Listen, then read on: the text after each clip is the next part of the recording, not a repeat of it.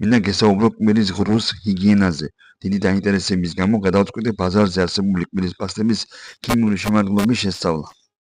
შესწავლისას შემოვჩნია, რომ ბევრი პოპულარული კბილის პასტა მთავარ კომპონენტად იყენებს სოდიუმ ლაურილ სულფატს, მძლავრ ქალწარმოქმნელს. მისი ქიმიური ფორმულა C12H25 ნატრიუმ SO4.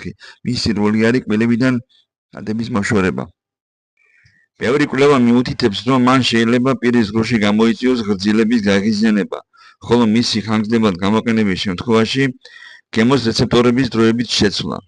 ჩემთვის ეს იყო პირველი, რატომაც უნდა მომეძებნა ალტერნატივა. მეორე ქიმიური ელემენტი, რომელმაც მიიქცია ჩემი განსაკუთრებული ყურადღება, არის ფტორი, ოქროს სტანდარტი კბილების კარიესისგან დასაცავად.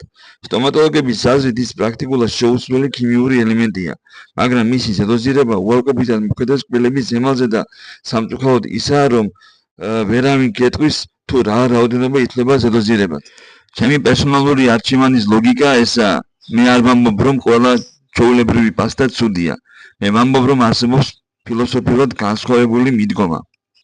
თუ პირველად გესმის Forever Bright თუზგელის შესახებ გეუბნები, ეს არის პასტა, რომელიც არ შეიცავს სოდიუმ ლაურილ სულფატს, არ შეიცავს ფტორს და მისი აქტიური ბაზა დაახლოებით 40% არის ალოე ვერას გელი.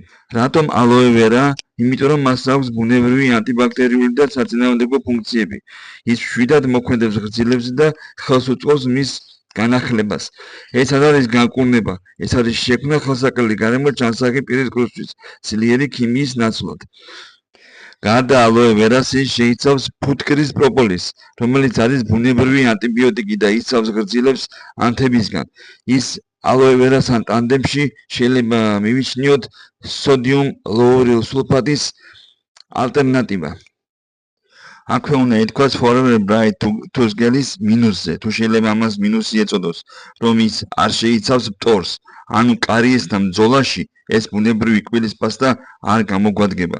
თუ გვაქვს კარიესი და მიდრეკილება კარიესისადმი, უმჯობესია ვიქონიოთ მუდმივი ურთიერთობა სტომატოლოგთან, რათა შესაძლებისდაგვარად განისაზღვროს ზედოზირების დონე.